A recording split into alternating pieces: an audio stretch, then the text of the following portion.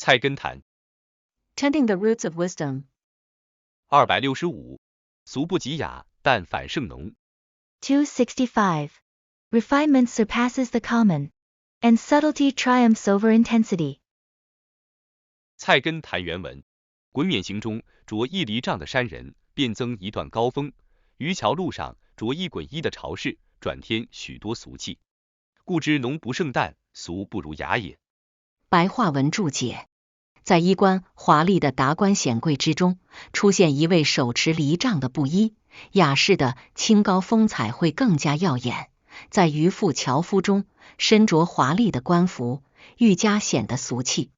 由此可知，奢华不如清淡，庸俗不如高雅。265-1.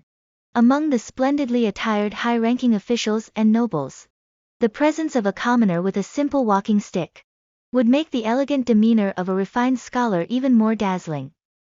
Among fishermen and woodcutters, wearing elaborate official attire would only appear more vulgar. From this, it can be understood that simplicity is superior to extravagance, and refinement is preferable to vulgarity. Translated by Bayandefu. 265-2. Put a hermit with a goosefoot staff among fine-clad ranks, and you raise the tone.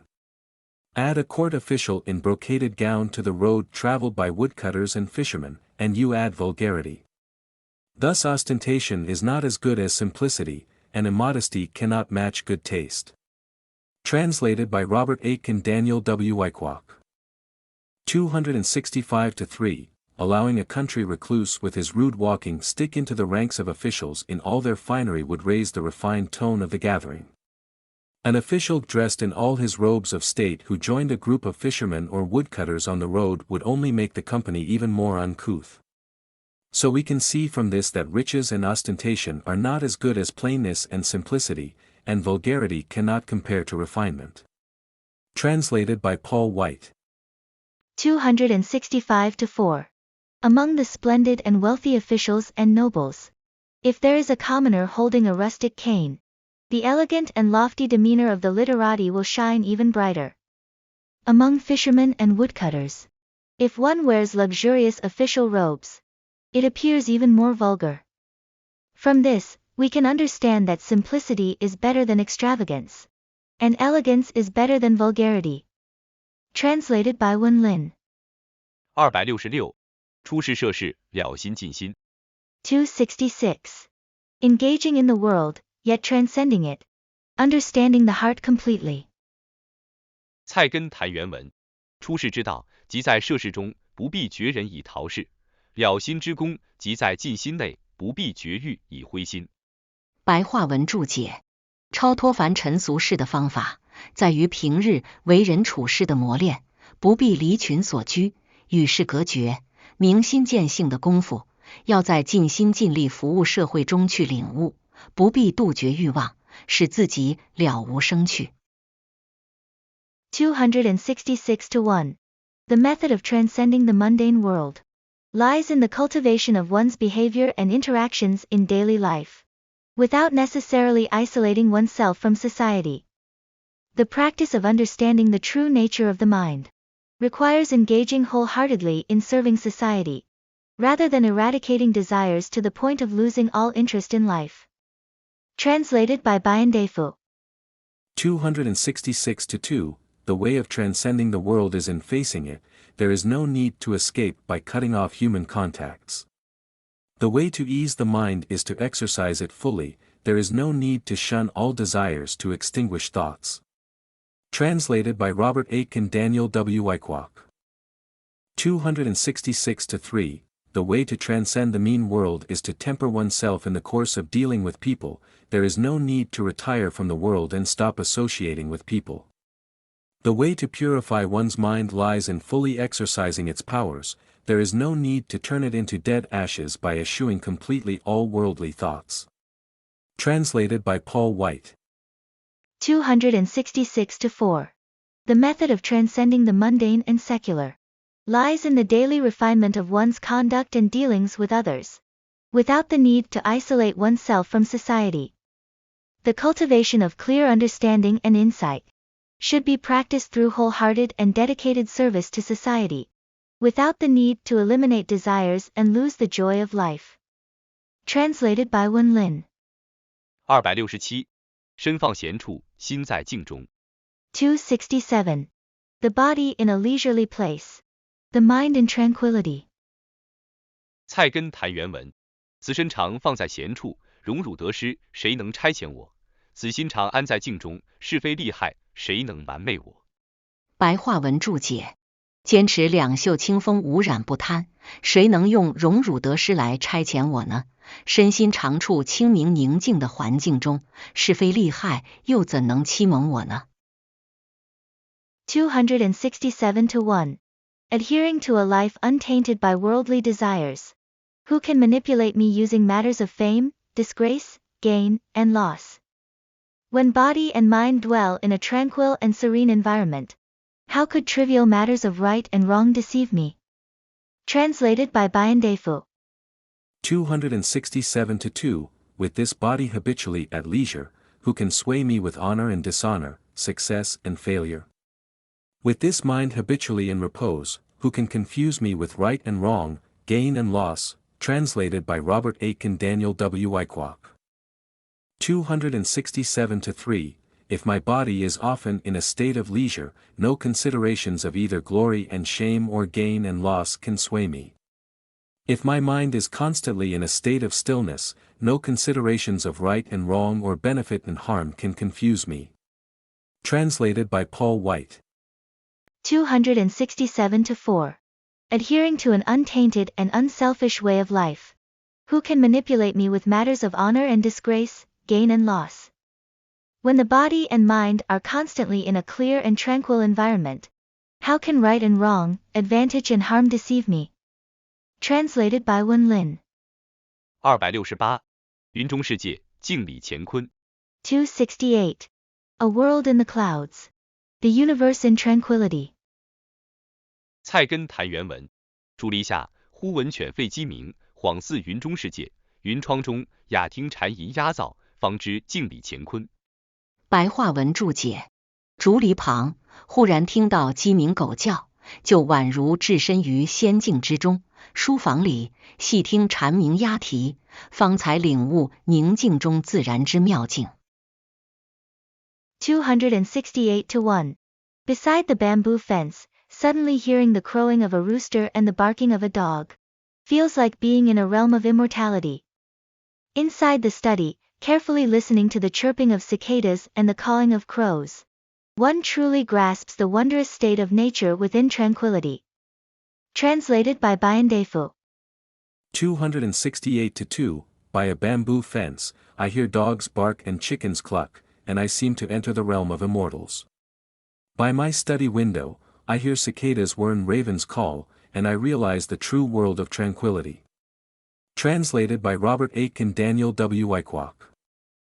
268-3. Lingering by the bamboo fence, I hear the bark of dogs and the cluck of hens. Suddenly I feel as though I am in the land of the immortals. From outside my study window come the chirping of crickets and the cawing of crows. Then I realize that in silence there is another world. Translated by Paul White. 268-4. By the bamboo fence, suddenly hearing the crowing of roosters and barking of dogs. It feels as if in a fairyland. In the study, attentively listening to the chirping of cicadas and calling of crows. Only then do I comprehend the wonderful tranquility of nature. Translated by Wen Lin. 269. 不惜荣达，不为权势。269. Not seeking fame and fortune. Not fearing authority. 菜根谭原文：我不惜荣，何忧乎利禄之相耳？我不敬进，何谓乎世患之危机？白话文注解：我不羡慕荣华富贵，何必担心功名利禄的诱惑？我不贪图高官厚禄，怎会恐惧官场沉浮的危机？ 269-1. I don't envy fame and fortune. So why worry about the temptations of success and wealth? I don't seek high positions and riches. So how could I fear the ups and downs of the political arena? Translated by Biandefu. 269-2, I do not expect any glory or fame, why then do I have to worry about profit and benefits? I do not crave the road of success, why then do I fear the pitfalls of official life? Translated by Robert Aitken Daniel W. Wyckoff. 269-3, If I care not for fame and riches, why should material gains and similar things trouble me? If I do not struggle along the road that leads to high official position, what terrors can the vicissitudes of official life hold for me? Translated by Paul White. 269-4. I do not envy wealth and glory. Why worry about the temptation of fame and fortune? I do not covet high positions and riches. How can I fear the ups and downs of the officialdom? Translated by Wen Lin. 270. 圣境之下，调心养神。270. Under the sacred realm, cultivate the mind and nurture the spirit.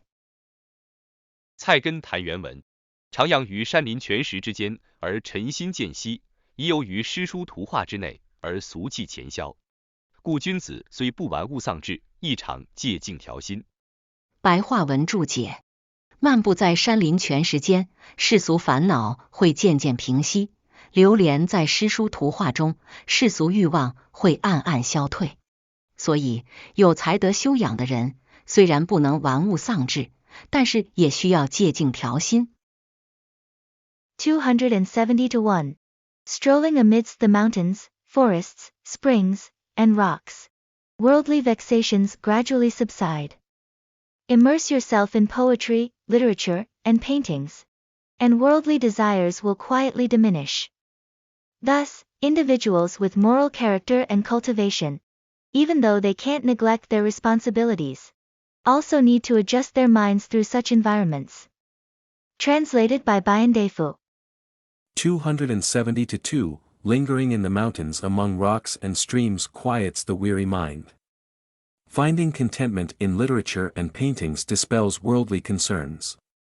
Noble persons often seek these conditions for attending to the mind and are not given to the allure of curios. Translated by Robert Aitken Daniel W. Wyckoff.